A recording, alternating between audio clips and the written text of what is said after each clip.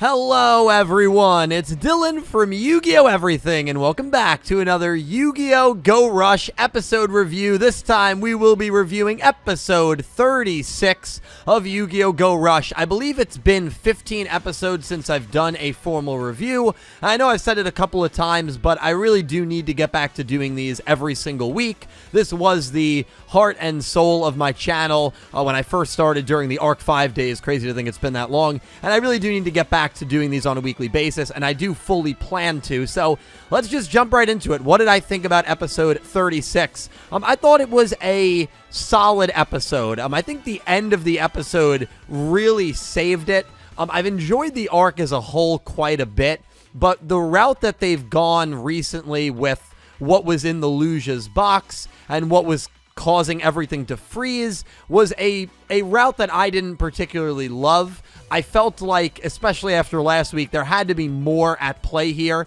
than just being an uninteresting manga panel, and we basically learned that that's exactly what is happening. There's nothing more there, and when we learned that at the beginning of the episode, I was a little upset because I felt like that was a little underwhelming, and basically the way that they explained it is that the Luge is a person, or an alien I should say, made of negative energy, and the negative energy that he has is causing people to freeze when they read the rough patch or the rough draft of his manga. And the manga that's been developed and published and distributed throughout the universe, which is the Mr. Universe manga, was all edited by a publication company. Now, when they first named the publication company, I can't remember the name of it, I actually thought immediately that this publication company was going to be the main threat, and they were the ones that somehow have, like, fuse this weird energy with the rough draft of the manga that's in the box.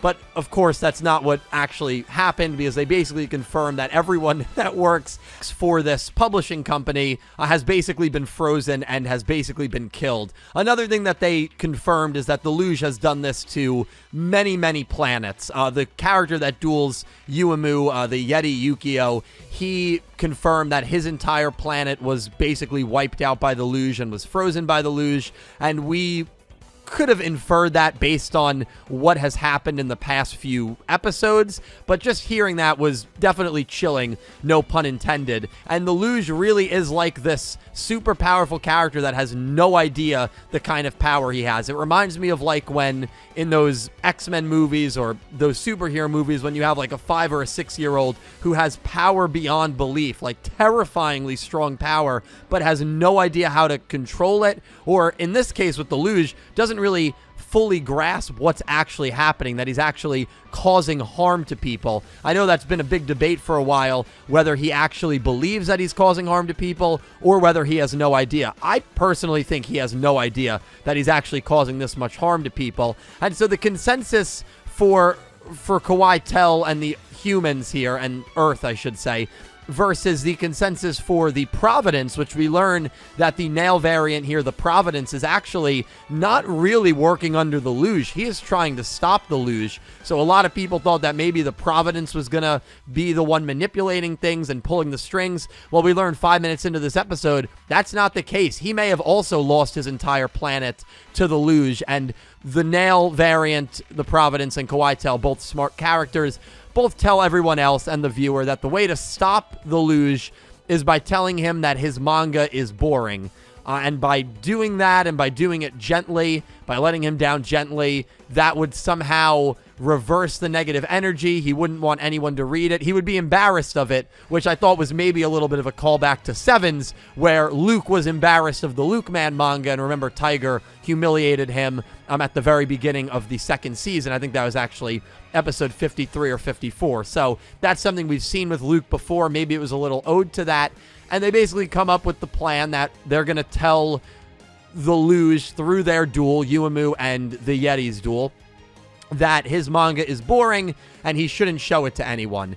So the duel begins, and the Yugioh was actually really funny. I thought his acting skills were absolutely abysmal. And when he started boasting early on in this episode about how he's from this like really prestigious acting school and he was on Broadway and all this crap, I just got a feeling right off the bat. I was like, yeah, I think this guy's going to be an absolute buffoon and probably a terrible actor. And so his mission and Yuamu's mission, they were able to convey it very early on that they were doing the same mission, was to get the luge to realize that his manga is boring. So they play spell cards that are called like the boring manga. The Yukio's entire deck is about boring manga characters, essentially, and I thought that was pretty funny. But the luge, again, he's just a very clueless person, so he's up there on his ice throne eating tangerines. I don't even think he's paying attention to the duel, to be completely honest, and he has no idea the reference that Yuamu and Yukio are trying to get through to him.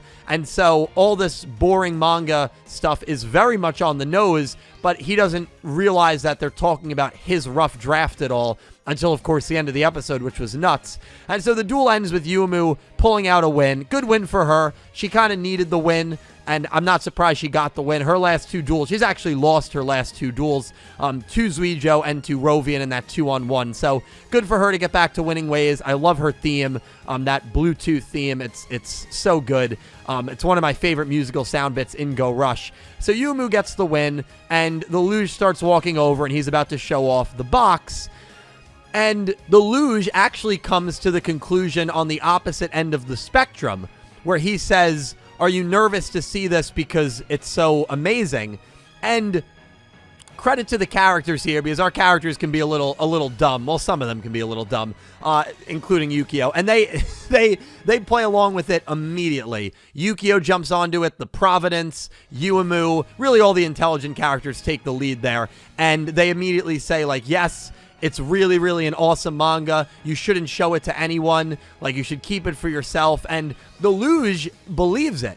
The luge 100% believes it. So this is the first duel of this arc since the Great King landed on Earth, where we have a character lose that doesn't get killed off. So that was kind of cool, because the Yukio ends up running off. But what happens at the end of this episode is absolutely terrifying. So the giant character in the cloaked veil was being hinted at for the entire episode. They showed his eyes very early on, and then they showed him with another zoom-in shot without speaking, and that's usually an indication from the writers that, hey, this character is going to be important. And what do you know?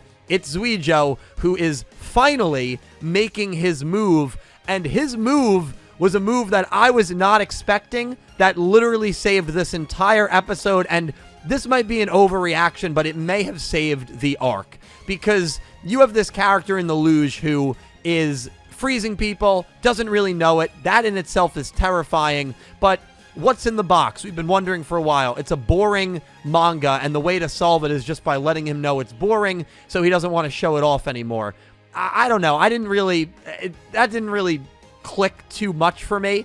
But now it seems like we have a character in Zwijo who wants to, at least from the vibe I get, harness the power of the Great King of Terror. Harness this negative energy. The same way he wanted to harness the Earth Damar in the very first season to destroy the enemy of Velgear. And Zwijo reveals himself at the end and basically says, hey, the Providence, your right-hand man, and all these people have talked about how much your manga sucks.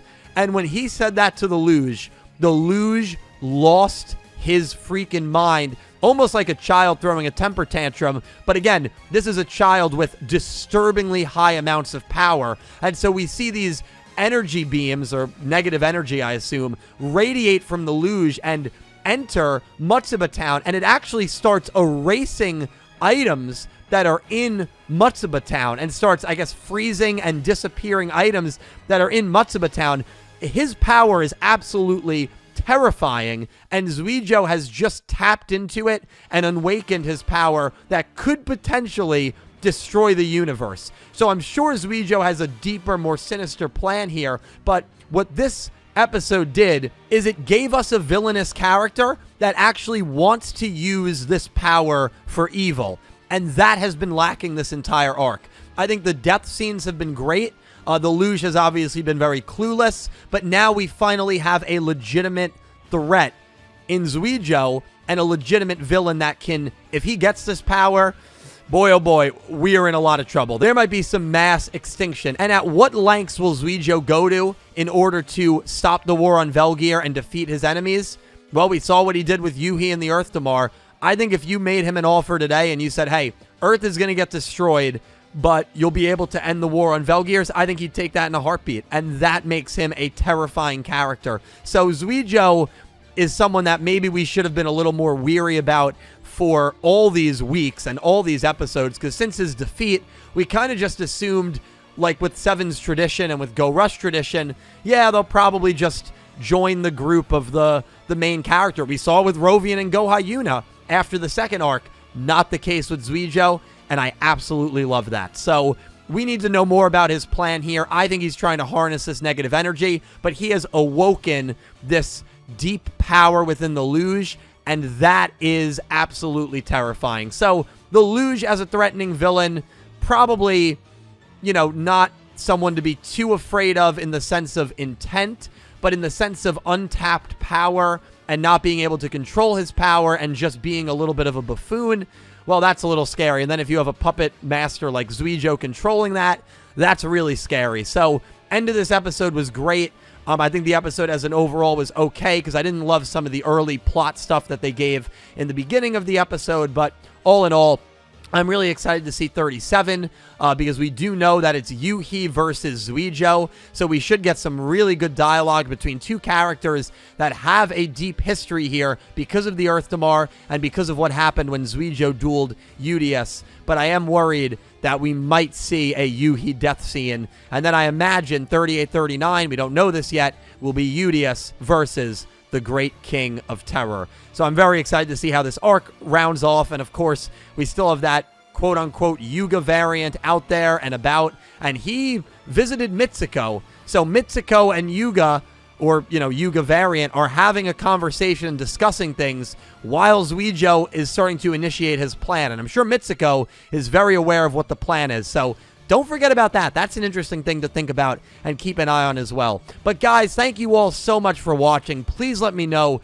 your thoughts on Go Rush entirely, because I have not done a Go Rush video, at least about the anime or about the episodes, in like 15 weeks. So I'm interested to know your general thoughts on them. And, you know, I do a podcast, Talking Yu-Gi-Oh! Crazy Eights, every Wednesday night with friends. We go really, really deep into this stuff. But thank you guys all so much for watching. I'll talk to you down below. A special thank you to my Platinum tier patron, Panther J, to my Diamond tier patrons, Latrell Smith and Jesse Woods, and to my Egyptian God tier patron, Pink Penguin. Thank you to everyone who supports me on Patreon and whoever is a YouTube channel member. You guys help me out so much. And if you want some exclusive channel perks, definitely check out both of those sites and features. Be sure to check out my channel for more Yu-Gi-Oh! Anime content. And until next time, I hope you have an amazing day. Take care, guys.